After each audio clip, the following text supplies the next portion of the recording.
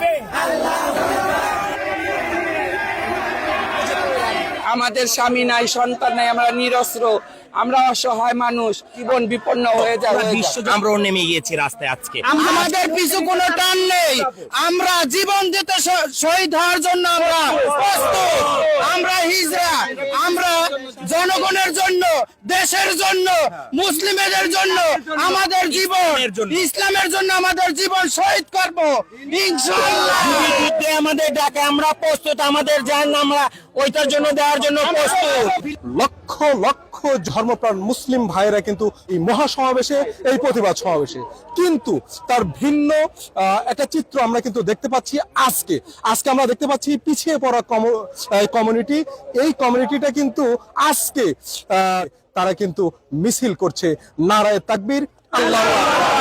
এই জয় ধ্বনিতে কিন্তু পুরো শহর কাঁপিয়ে দিচ্ছে এই কমিউনিটির প্রতিপালি গুরু। তার সাথে একটু কথা বলবো যে তিনি বলেছিলেন যে আমাদের অস্ত্র নেই, আমরা নিরস্ত্র, কিন্তু তার কাছে যাব। দীপালি, আপনি একটু বলবেন যে আপনি বলেছিলেন এই যে উদারতা আমরা সহ্য করতে পাচ্ছি না। আমরা আছি, আমরা ক্ষুদ্র জনগোষ্ঠী, আর আমরা জীবনভর থাকব মুসলমানের পক্ষে। আমরাও মুসলমান, আমাদের মধ্যে হিন্দু মুসলমান কোনো ভেদাভেদ নাই। আমরা সব জাতের ঘরে যাই, সব জাতের ঘরতে দুই পয়সা চেয়ে না খাই।